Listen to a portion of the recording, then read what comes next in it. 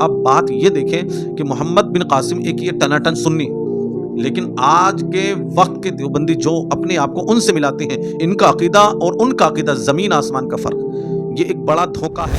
بسم اللہ الرحمن الرحیم، السلام علیکم ورحمۃ اللہ وبرکاتہ۔ آج ہم بہت ہی نازک اور اہم مسئلے پر بات کرنے والے ہیں، جس کا تعلق دیوبندی فرقے کے بڑے پیروفیگنڈے، بڑے خطرناک اس پیروفیگنڈے سے لگا ہوا ہے۔ میرے عزیز، آپ سے گزارش ہے کہ آپ ویڈیو کو مکمل دیکھیں اور بیچ میں چھوڑ کر نہ جائیں۔ کیونکہ آپ کو انشاءاللہ مکمل جانکاری ملے گی۔ سب سے پہلے تو آپ اس چھوٹی سی کلپس کو دیکھ لیں۔ تو ہمیں جو دیوبندی کہا جاتا ہے وہ اس لیے نہیں کہ ہم علماء دیوبند کے بعد وجود میں آئے ہیں، نا نا نا نا نا۔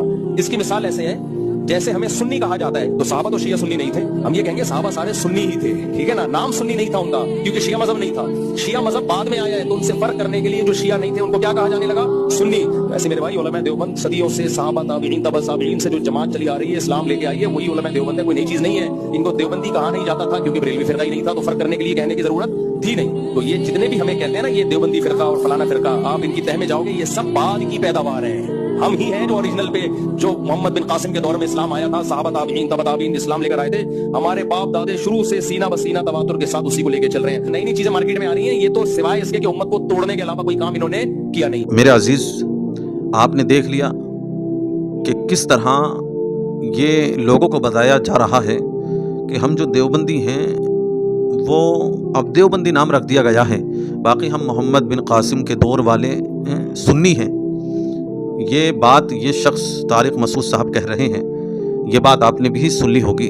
کیا واقعی جو یہ کہہ رہے ہیں کہ دیوبندی جو ہیں وہ محمد بن قاسم والے سنی ہیں، یعنی کہ جو ایمان جو وہ لے کر آئے تھے اپنے ساتھ، محبت اور جو اپنے ساتھ اس بھارت کے اندر اسلام لے کر آئے تھے، کیا اسی عقیدے پر یہ آج دیوبندی لوگ قائم ہیں؟ اور دوسری بات یہ کہ یہ دیوبندی کہلائے کیوں؟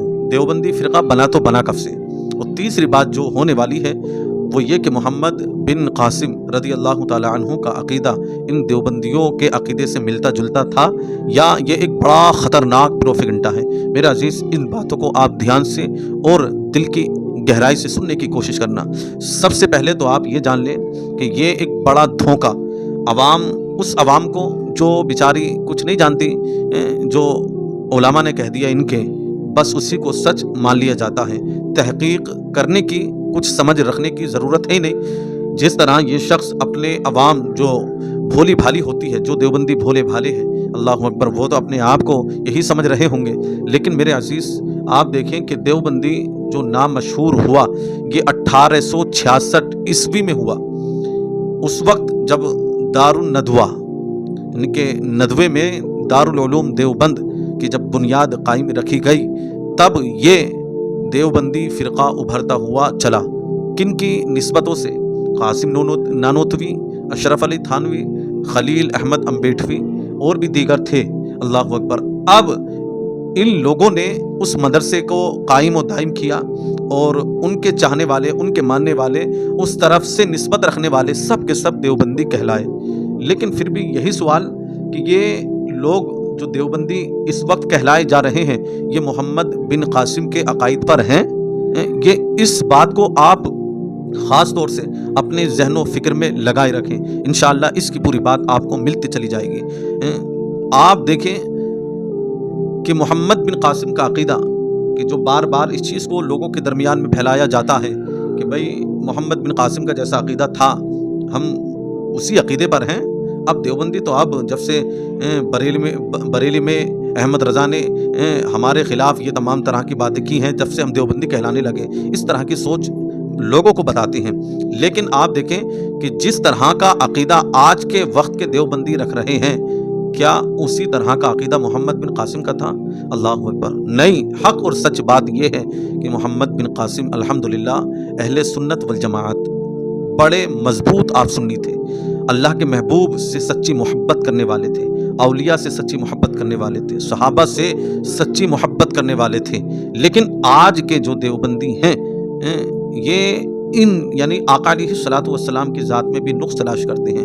نعوذ باللہ، اللہ رب العزت کی عطا سے آپ کو مختار کل ماننے کے لیے بھی تیار نہیں ہوتے، علم غیب یعنی کہ آپ کو عالم الغیب بھی ماننے کے لیے اللہ پاک کی عطا سے ماننے کے لیے تیار نہیں ہوتے، یعنی کہ جو خوبیاں اللہ پاک نے اپنے محبوب کو دے رکھی ہیں ان کو ماننے کے لیے تیار نہیں ہوتے۔ اور ان لوگوں نے جو پروپیگنڈا چلایا ہے اور جس کی تائید آج کے لوگ کر رہے ہیں، جو اس وقت کے موجودہ دور کے دیوبندی ہیں، وہ یہ کہ جن کے عقائد پر آج یہ چل رہے ہیں، وہ قاسم نانوتوی ہوئے، اشرف علی تھانوی ہوئے، احمد امبیٹوی ہوئے یا رشید احمد گنگوہی ہوئے، ان لوگوں نے جس طرح نعوذ باللہ اپنی کتابوں کے اندر بڑے بڑے فتنے پھیلائے، اللہ اکبر، ایسے کہ ان چیزوں کو دیکھ کر اعلیٰ حضرت علیہ الرحمہ نے فتویٰ دیا تھا کہ اگر تم لوگوں کے عقائد ایسے ہیں، اللہ اکبر، اور جو تم نے لکھا ہے تو تم ایمان سے خارج ہو چکے ہو۔ اور اعلیٰ حضرت نے فتویٰ صرف اکیلے تنہا نہیں دیا تھا، بلکہ جید علماء کے رابطے میں رہ کر تمام سے تحقیق ہونے کے بعد آپ نے اس چیز کا فتویٰ دیا تھا، اللہ اکبر۔ اب بات یہ دیکھیں کہ محمد بن قاسم ایک یہ ٹناٹن سنی، لیکن آج کے وقت کے دیوبندی جو اپنے آپ کو ان سے ملاتے ہیں، ان کا عقیدہ اور ان کا عقیدہ زمین آسمان کا فرق، یہ ایک بڑا دھوکہ ہے۔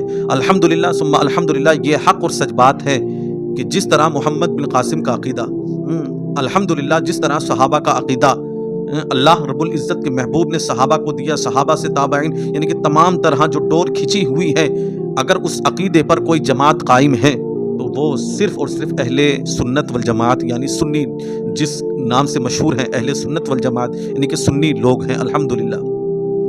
لیکن میرے عزیز، محمد بن قاسم الحمدللہ یہ سچے سنی تھے اور آپ اللہ کے ولی ہیں۔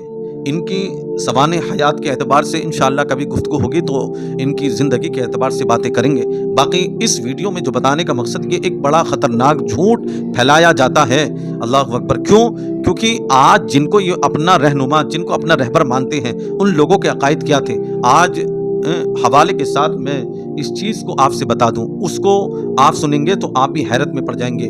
ان کے جو یہ قاسم نانوتوی، اشرف علی تھانوی، احمد امبیٹوی، رشید احمد گنگوہی، انہوں نے کیا کیا اپنی کتابوں میں لکھا، ایک ایک بات میں چاروں کی بتا دوں، اس کے بعد آپ خود فکر کر لینا، پورا حوالے کے ساتھ انشاءاللہ بتاؤں گا۔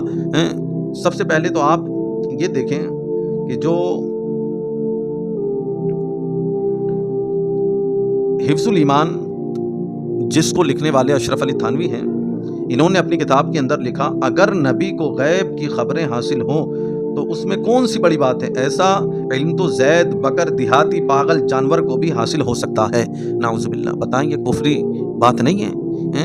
اب اس شخص کو کوئی یہ کہے کہ اس کا سیاق و سباق ایسا نہیں ہے کہ پیچھے کچھ اور ان کا کہنے کا مقصد کچھ اور تھا، یہ تو ایک بات کو صحیح طریقے سے خود بنانے کی کوشش کی جاتی ہے۔ باقی جو کتاب کے اندر لکھا گیا آپ خود سمجھ سکتے ہیں، کتنی بڑی بات کہ ایسا علم تو زید، بکر، پاگل، دیہاتی جانور کو بھی نعوذ باللہ من ذالک حاصل ہے۔ کس نے لکھا؟ اشرف علی تھانوی نے۔ دوسرا یہ کہاں پر لکھا؟ حفظ الایمان صفحہ نمبر 8 پر۔ دوسرا عقیدہ، انہوں نے جو بات اپنی کتابوں کے اندر لکھی، جس کے لکھنے والے ہیں قاسم نانوتوی، کتاب ہے تحذیر الناس، اور کیا لکھا کہ خاتم النبیین کا معنی صرف یہ نہیں کہ حضور صلی اللہ علیہ وسلم کے بعد کوئی نبی نہ ہو، بلکہ اگر آپ کے زمانے کے بعد بھی کوئی نبی آ جائے تو بھی ختم نبوت میں فرق نہیں پڑے گا، نعوذ باللہ من ذالک۔ یعنی کہ حضور کی آمد کے بعد بھی، خاتم النبیین آنے کے بعد بھی یہ ایک نقطہ یہ پیش کیا گیا کہ آ جائیں تو خاتم النبیین پر کوئی فرق۔ پہلی بات تو الحمدللہ ایسی بات بالکل کہنی ہی نہیں چاہیے تھی۔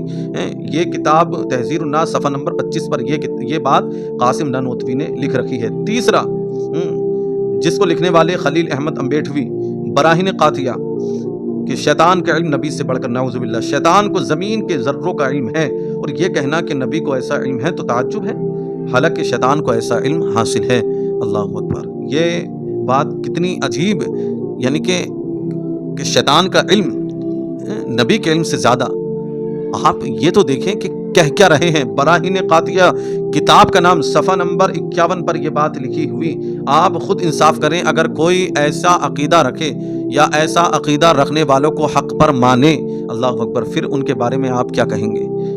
تو میرے عزیز، یہ وقت کا بڑا پروپیگنڈا پھیلایا جاتا ہے کہ ہم وہی صحابہ تابعین اولیاء ہیں، وہی ہم سنی ہیں، محمد بن قاسم والے الحمدللہ ہم سنی ہیں، یہ لوگ یہ عوام کو بتاتے ہیں، جبکہ انہی لوگوں کی زبان سے نعوذ باللہ حضور کی شان میں لے یا تمام طرح کے پروپیگنڈے یہ نکلتے ہیں۔